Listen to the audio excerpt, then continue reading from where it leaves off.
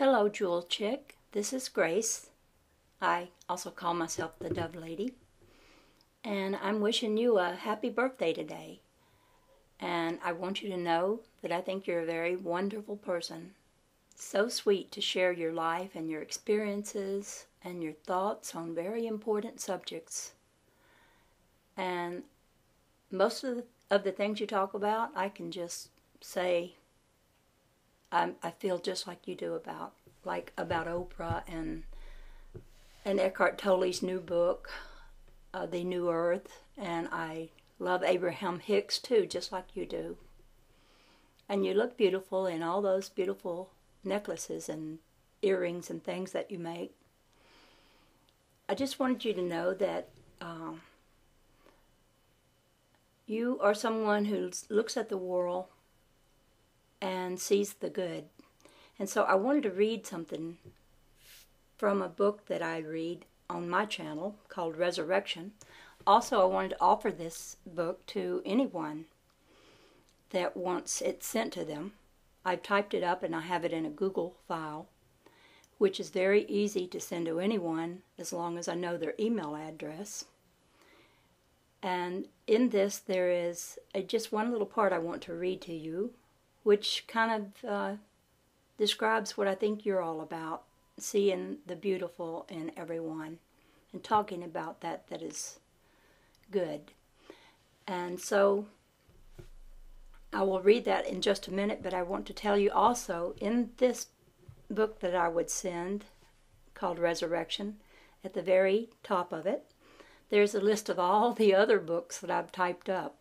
Quite a few. I've typed up many metaphysical books, some of them from the older mystics such as Walter Russell and Joseph Benner, and Neville-Goddard, of course, who wrote Resurrection. So I have them listed at the very top of this book that I'm offering anyone who listens to your video and listens to this one. And they can request any of these other books to be sent to them in this very same way, because this is my greatest joy. You're always asking people to think and speak about things that give them the most joy, or the things that they enjoy looking at, or their favorites of things. So this is my favorite thing to do, is to share information that I think is really good with anyone who shows even the slightest bit of interest. So, with that said, I'm going to read to you from this book by Neville-Goddard.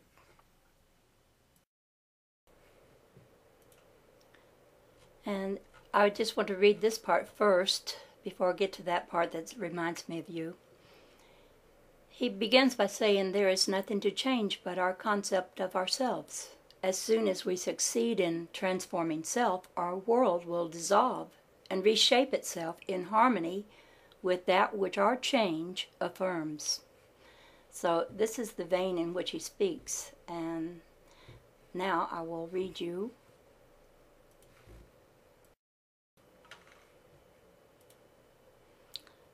Once in an idle interval at sea, I meditated on the perfect state, and wondered what I would be were I of too pure eyes to behold iniquity.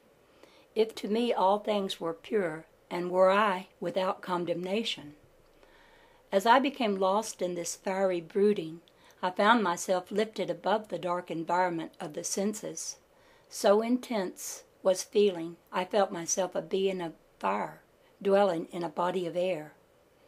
Voices as from a heavenly chorus, with the exultation of those who had been conquerors in a conflict with death, were singing, "He is risen, he is risen," and intuitively I knew they meant me.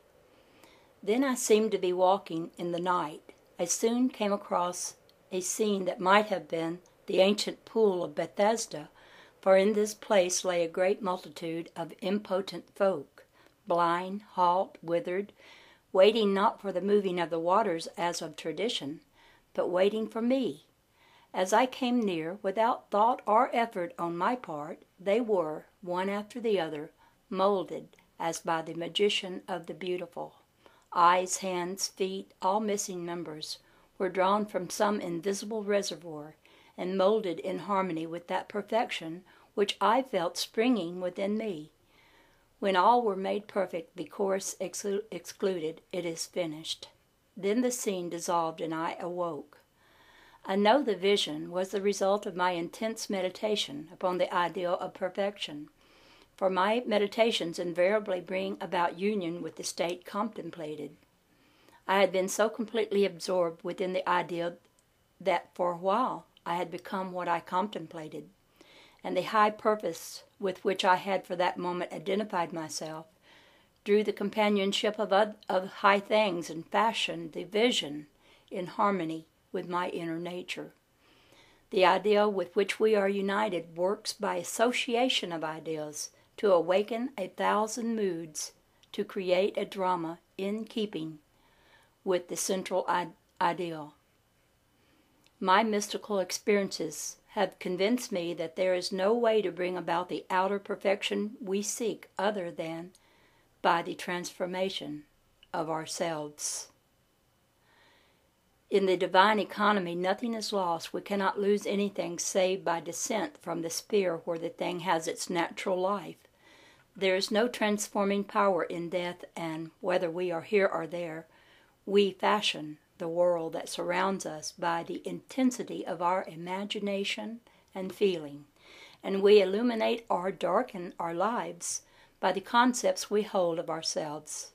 Nothing is more important to us than our conception of ourselves, and especially is this true of our concept of the dimensionally great one within us.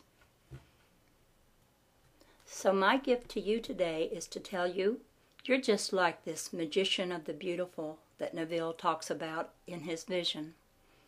If we look at everything, people and events and happenings, everything, even the things we don't necessarily like so well, and we see the beauty of it and the hidden purposes that something good can come from, even things that look bad on the outside, then we will change the world with just the way we look at it.